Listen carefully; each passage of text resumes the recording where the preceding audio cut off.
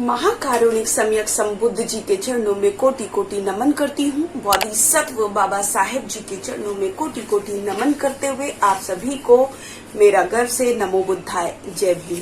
साथियों, हम बात कर रहे हैं बुद्ध और उनके धम्म की। जैसा कि आपको पता है कि ऐसे न्यूज के द्वारा एक सीरीज चलाई जा रही है बुद्धा एंड हिज धम्मा की।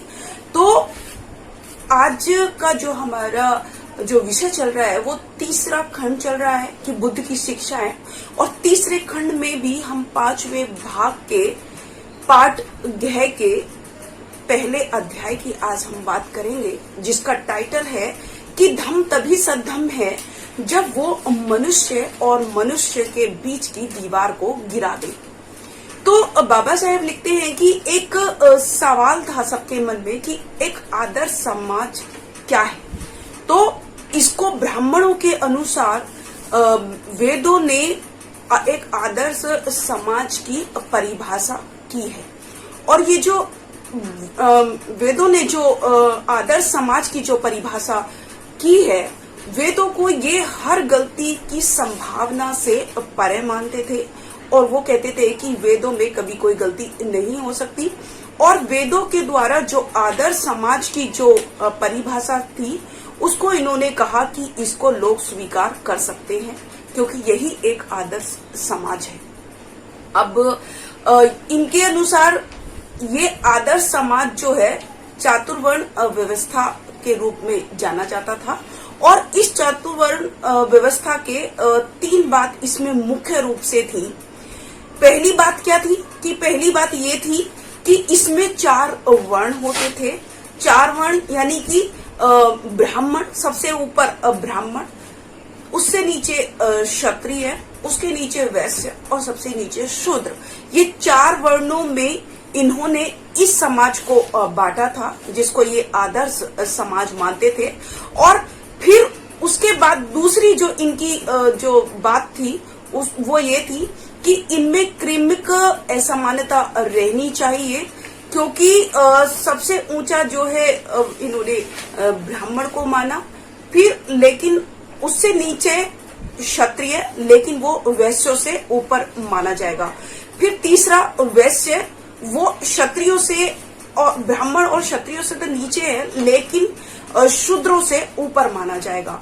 और तीसरा जो चौथा जो इनका वर्ण था वो शूद्र, वो मतलब सबसे नीचे है, उसके वो किसी से ऊपर नहीं है, ऐसा इन्होंने माना था।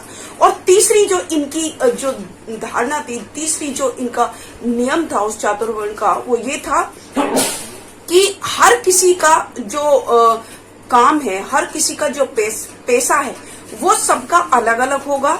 यानी कि ब्राह्मणों का काम जो होगा वो पढ़ना पढ़ाना होगा और धार्मिक अनुष्ठान करना होगा। दूसरा, इन्होंने क्षत्रियों का जो पेशा इन्होंने माना, वो ये माना कि वो जो है सारे शस्त्रों को रखेगा और दूसरों से लड़ाई करेगा, मतलब लड़ाई करना और राज्यों को जीतना, राज्य मतलब राजा बनना, ये उनका काम था, पेशा था। और तीसरा जो इनका वर्ण था वैश्य, उसका काम था कि वो सभी तरह के व्यापार करेगा, बिजनेस करेगा, और सभी तरीके के जो काम है व्यापार से रिलेटेड, वो सारे काम वो करेगा। लेकिन चौथा जो वर्ण था इनका, जिसको इन्होंने शूद्र माना था, उसका काम था कि ये जो शूद्र है वो सभी जो ऊपर के जो तीनों वर्ण है, वो ब्राह्मण, क्षत्रिय, वैश्य, इन तीनों वर्णों की जो शूद्र है वो सेवा करेगा, और जितने भी दास या गुलाम के जितने भी काम होते हैं वो सारे शूद्र जो लोग हैं वो करेंगे। ऐसा इन्होंने इस पूरे समाज को, यानी कि भारत के पूरे लोगों को 4 वर्णों में बांट दिया।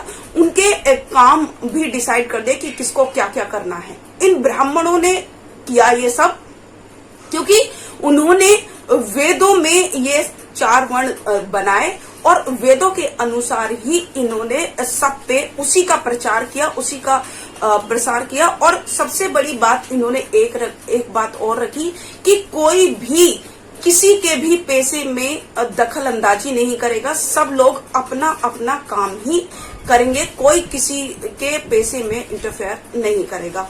तो ऐसा इन्होंने रूल रेगुलेशन बना दिए और उसी का प्रचार प्रसार किया और एक मनुष्य को बिल्कुल नीचे बना दिया और ब्राह्मणों ने अपने आप को सबसे ऊपर रखा।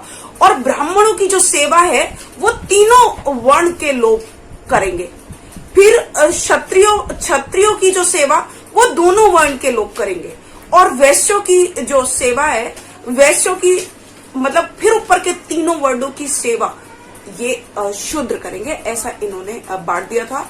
और शूद्रों को पढ़ने लिखने का सारे जितने भी सुख सुविधाएं थी, वो सारी सुख सुविधाएं, पढ़ने लिखने का सभी अधिकार शूद्रों से छीन लिए गए थे। और ये उनकी वर्ण व्यवस्था थी जिसको ये लोग एक आदर्श समाज मानते थे और इसी का प्रचार प्रसार करते थे और इसका कोई उल्लंघन नहीं कर सकता था, इसके बारे में कोई बोल नहीं सकता था।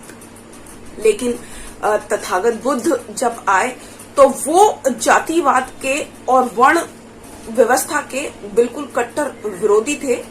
वो असमानता के बहुत ज्यादा विरोधी थे। उन्होंने उसका खंडन किया क्योंकि ब्राह्मणों का जो प्राण बसते थे वो असमानता पर बसते थे।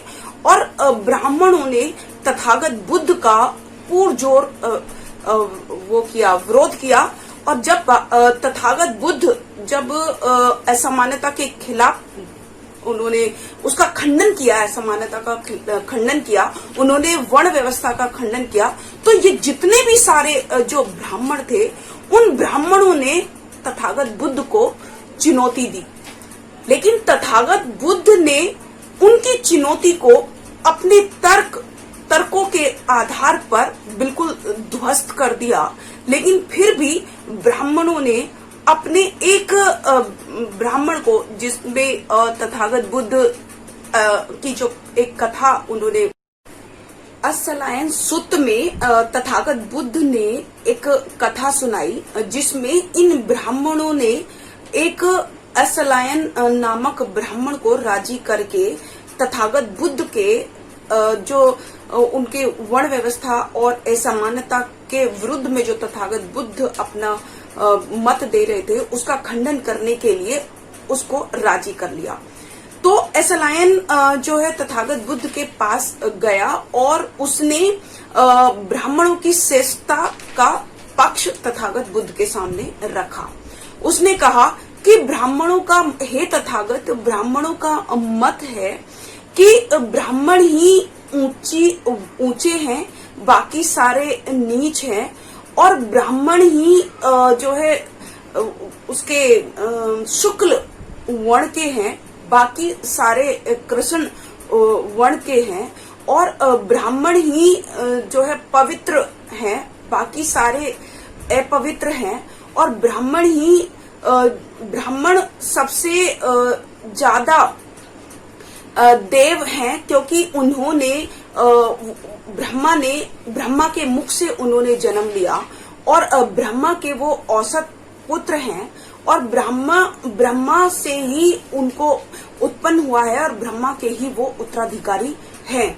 ऐसा असलायन ने तथागत बुद्ध से कहा और पूछा कि हे तथागत, आपका इसके बारे में क्या मत है, क्योंकि ब्राह्मण ही ऊंचे वर्ण के हैं। तब और जो उन्होंने कहा था कि ब्रह्मा के मुख से वो उत्पन्न हुए इसलिए वो उनके औसत पुत्र हैं और उनका जो उसी के उत्तराधिकारी हैं। अब इस बात पर तथागत बुद्ध ने असलायन से कहा कि असलायन के जो तर्क जो उसने दिया था, तथागत बुद्ध ने अपने मत से, अपने तर्क से उसके तर्क को ध्वस्त किया और उन्होंने उससे कहा कि असलायन, एक बात बताओ, क्या ब्राह्मणों की जो ब्राह्मणी पत्नियां हैं, क्या वो ऋतुमती नहीं होती? क्या वो गर्भ धारण नहीं करती? क्या वो प्रसव नहीं होता उनका? क्या वो एक बच्चे को जन्म नहीं देती?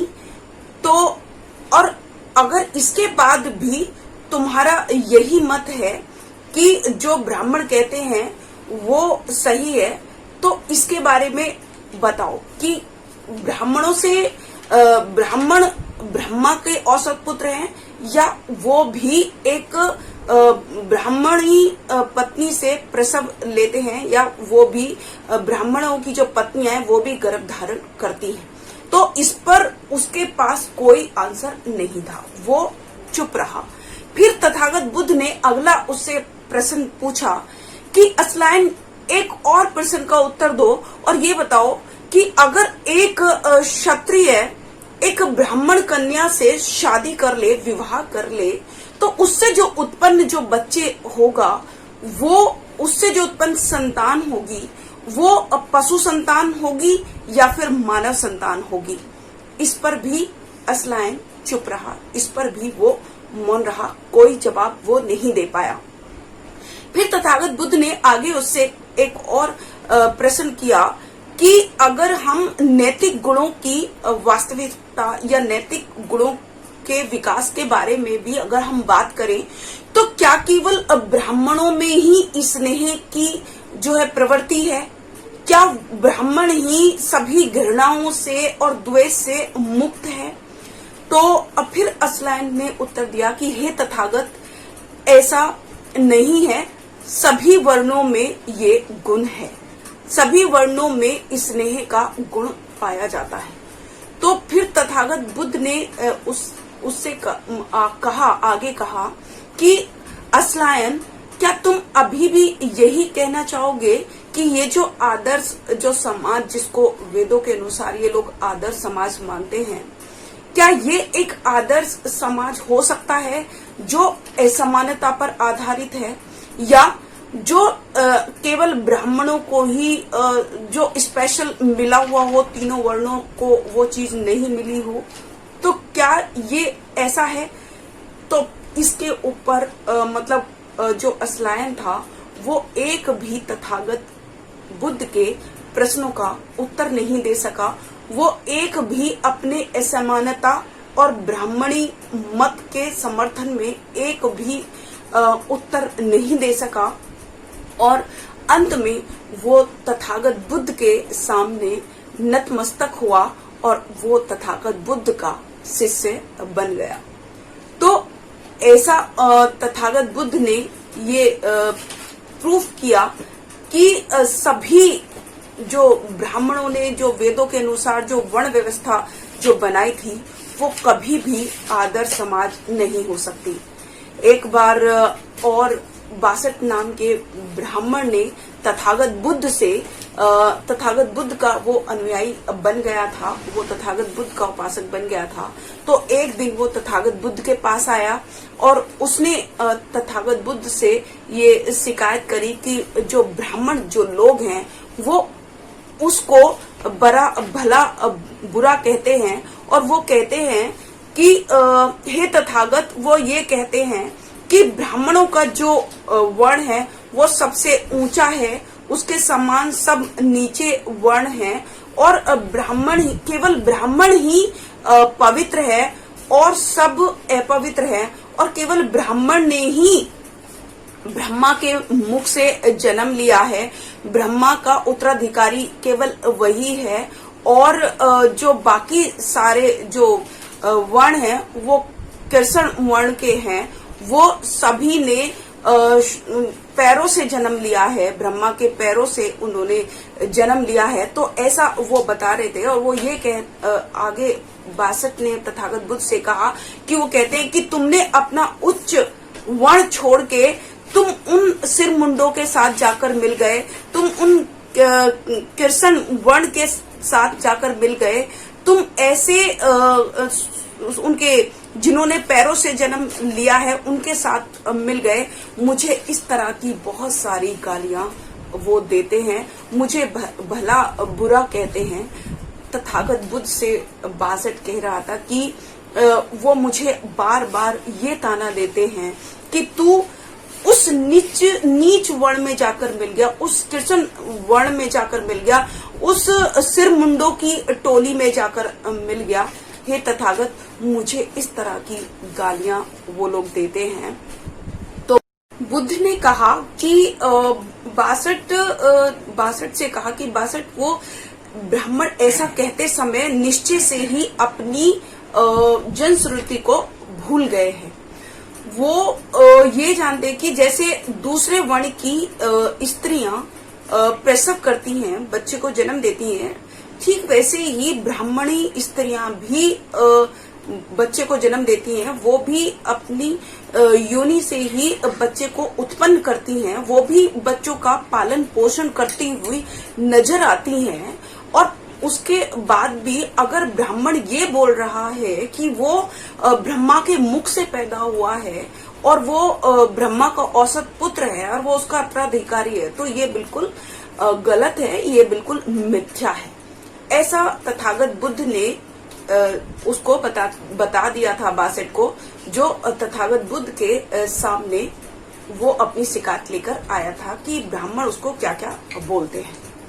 अब तथागत बुद्ध ने तो उसको समझा दिया, उसको समझ में आ गया कि ये जो ब्राह्मण है वो सिर्फ अपने भलाई के लिए ही सारी चीजों को कहते हैं और वो इसीलिए बुरा भला कहते हैं क्योंकि उनका जो आदर समाज था वो असमानता ही उसकी जान थी। तो एक बार फिर ये बात खत्म हुई। फिर एक बार ऐसो कुमारी नाम का एक ब्राह्मण तथागत बुद्ध के पास 3 प्रश्नों को लेकर आया। ऐसो कुमारी जो ब्राह्मण था वो पैसों के, उसका पहला प्रश्न था कि पैसों के वर्गीकरण में ब्राह्मण क्या कहते हैं। तो उसने कहा कि हे तथागत कि जितने भी जो पैसे हैं जो करता है, उन्होंने उस पैसों को उन 4 भागों में बांटा है। और वो 4 भाग कौन से हैं कि एक ब्राह्मणों की सेवा, दूसरा क्षत्रियों की सेवा, तीसरा वैश्यों की सेवा, चौथा शूद्रों की सेवा। सेवा से मतलब है पैसे, यानी कि वो क्या काम करते हैं उससे मतलब था उसका। तो तथागत बुद्ध ने उस ऐसो कुमारी ब्राह्मण को समझाया, उनको अपना तर्क दिया कि मैं ये नहीं कहता कि किसको कौन सा पैसा करना चाहिए या किसको कौन सा पैसा नहीं करना चाहिए। मैं सिर्फ इतना कहना चाहता हूँ, मैं ये मानता हूँ कि जिस पैसे को करने से आपकी स्थिति में सुधार आए वो पैसा करना चाहिए, और जिस पैसे को करने से आपकी स्थिति खराब हो उसको नहीं करना चाहिए, उसको छोड़ देना चाहिए। ये तथागत बुद्ध ने उसके इस प्रश्न का उत्तर दिया, क्योंकि यहाँ पर सभी जो लोग हैं वो सभी, कोई भी किसी को भी काम कर सकता है, लेकिन ब्राह्मणों ने जो ये लगा के रखा था कि ब्राह्मणों को कहना था कि कोई भी किसी के पैसे पर अधिकार नहीं कर सकता था, क्योंकि अगर वो किसी के पैसे को अपना लेता था, अपना पैसा छोड़कर वो अपना लेता था, तो वो ऐसा लगता था जैसे किसी ने उसकी संपत्ति पर अधिकार जमा लिया हो। तो ये उन्होंने एक लेवल बना दिया था कि किसको कौन सा पैसा करना है और किसको किसकी सेवा करना है। ये उन्होंने उनके वर्ण व्यवस्था की मुख्य विचारधारा थी और मुख्य आधार था कि असमानता पर ही, और हर किसी का पैसा अलग है, हर किसी को क्या काम करना है ये डिसाइडेड था उनके वर्ण में। और तथागत बुद्ध ने इसी चीज का खंडन किया। फिर दूसरा, तथागत बुद्ध ने ऐसो कुमारी को पहले उसका बता दिया कि हर इंसान को वो काम करना चाहिए जिसको करने से उसकी स्थिति में सुधार आए। अगर उसकी स्थिति में सुधार नहीं आ रहा है तो उसको वो काम छोड़ देना चाहिए, ऐसा तथागत बुद्ध मानते थे। दूसरा जो प्रश्न उसने पूछा, वो दूसरा प्रश्न ये था कि तथागत वंश परंपरा क्या है, और वंश परंपरा के अकॉर्डिंग उसने बताया कि ब्राह्मण ही उच्च वर्ण के हैं और ब्राह्मण ही पवित्र हैं। इस तरीके से वो उसने दूसरा अपना तर्क रखा। फिर तथागत बुद्ध ने उसके इस प्रश्न का कि वंश परंपरा क्या है, तो उसका उत्तर दिया। तथागत बुद्ध ने कहा कि ये जो वंश परंपरा है वो गौरव की बात है, लेकिन वो सिर्फ नाम मात्र के लिए है कि किसने किस वंश में जन्म लिया है, यानी कि कौन सा ब्राह्मण में जन्म लिया है, किसने क्षत्रिय में लिया है, किसने वैश्य में लिया है, वो सिर्फ उनके क्या कहते हैं उसके केवल नाम मात्र का है। जिस तरीके से आग को देखकर ये पता लगाते हैं कि वो कौन सी आग है, कि वो लकड़ी की आग है या वो तेली की आग है या वो उसकी कागजों की आग है, या इस तरह की जो जैसे आग को हम अलग अलग रूप में जानते हैं कि ये इसकी आग है, इसी तरीके से बिल्कुल ये है कि वो कौन से वर्ण से है। लेकिन इससे इसका कोई मतलब नहीं, ना अच्छाई का कोई मतलब है, ना बुराई का कोई मतलब है, कि ना ही किसी को उच्च वर्ण की व्यवस्था, उच्च वर्ण से किसी को ये नहीं पहचाना जाएगा कि वो कितने ऊंचे आदर्श का है, क्योंकि तथागत बुद्ध जो है उच्च आदर्श को मानते थे, वो वर्ण व्यवस्था को उन्होंने नहीं माना था।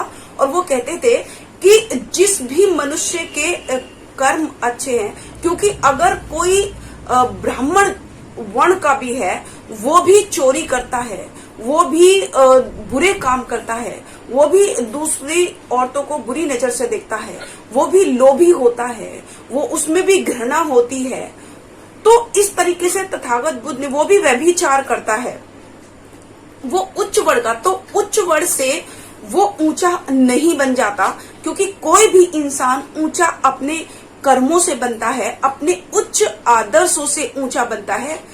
कोई भी अपने वर्ण से ऊंचा नहीं बनता, कोई भी जन्म के आधार पर ऊंचा नहीं होता, सब अपने कर्मों के आधार पर ऊंचा बनते हैं, ऐसा तथागत बुद्ध ने कहा था। और तीसरा जो ऐसो कुमारी का जो प्रश्न था, इस पे तथागत बुद्ध ने ये सिद्ध कर दिया था कि इंसान कर्मों के आधार पर ऊंचा बनता है, वर्ण के आधार पर ऊंचा नहीं बनता। तीसरा उसका जो प्रश्न था वो जीविका के लिए था कि ब्राह्मणों ने जीविका के साधन जो है 4 भागों में बांटे, कि ब्राह्मणों का जो है भिक्षा, वो भिक्षा, और दूसरा उसका क्षत्रिय का तीर कमान, और इसका जो वैश्य था उसका व्यापार या पशुपालन करना, और जो चौथा जो वर्ण था उसकी जीविका का जो साधन था वो यही था कि वो गाड़ी पर दूसरे के धान को उठाकर उनके घर में ले जाए, उनकी सेवा करे। तो वो तीनों वर्णों की सेवा करके ही उसका जो है जीविका, उसी में ही वो कमाता था, यानी कि उसको खाने के लिए तभी मिलता था जब वो दास की तरह उन लोगों का काम करता था। तो तथागत बुद्ध कहते हैं, क्या पूरा संसार इस ब्राह्मणी वर्गीकरण के अनुरूप है? तथागत बुद्ध ने आगे उससे पूछा कि जो पूरा संसार है, जो पड़ोसी राज्य हैं, क्या वो सभी जो ब्राह्मणों ने जो वर्गीकरण कर दिया, चाहे वर्गीकरण उन्होंने पेशों का किया, चाहे वर्ण का कर दिया, क्या वो पूरा जो संसार है, जो पड़ोसी राज्य हैं, क्या देश हैं, पड़ोसी देश हैं, क्या वो इस वर्गीकरण के अनुरूप हैं? तो उसने ऐसोकारी ने कहा कि नहीं तथागत, वो इसके ब्राह्मणी वर्गीकरण के अनुरूप नहीं है। फिर तथागत बुद्ध आगे कहते हैं कि कोई जाति नहीं, कोई असमानता नहीं, कोई ऊंच नहीं, कोई नीच नहीं, यहाँ पर जितने भी सारे प्राणी हैं वो सब बराबर हैं। और यही तथागत बुद्ध की देशना थी, यही तथागत बुद्ध ने देशना दी कि सभी वर्गीकरण, सभी जितने भी मानव है उनका कोई वर्गीकरण, कोई ऊंच नहीं, कोई नीच नहीं, सब लोग समान हैं। फिर तथागत बुद्ध आगे कहते हैं कि महत्वपूर्ण उच्च आदर्श होने चाहिए, ना कि ऊंची जाति होनी चाहिए। और हमको हमेशा ये सोचना चाहिए कि जैसा मैं हूं वैसे ही वो हैं और जैसे वो हैं ऐसा ही मैं हूं, क्योंकि यहाँ पर सभी जो लोग हैं वो सब बराबर हैं। इसीलिए तथागत बुद्ध का ये संदेश भी था कि उनके धम्म की जो पहचान थी बस वो यही थी कि मानव मानव एक समान। बुद्ध धम्म की यही पहचान थी और यही आदर्श समाज बुद्ध ने माना कि बुद्ध ने इसी को आदर्श समाज माना, जो किसी को दुख ना पहुंचाए, जो किसी को नुकसान ना पहुंचाए और जिसमें कोई भेदभाव ना हो, सभी लोग समान हो, जिसमें कोई जाति व्यवस्था ना हो, जिसमें सभी, क्योंकि तथागत बुद्ध ने ये अपने तर्कों के माध्यम से सिद्ध किया था कि कोई भी, किसी ने भी ब्रह्मा के मुख से जन्म नहीं लिया और किसी ने भी ब्रह्मा के पैरों से जन्म नहीं लिया। सब ने सिर्फ और सिर्फ नारी जाति के द्वारा ही जन्म लिया है। सब लोग नारी से ही उत्पन्न हुए हैं।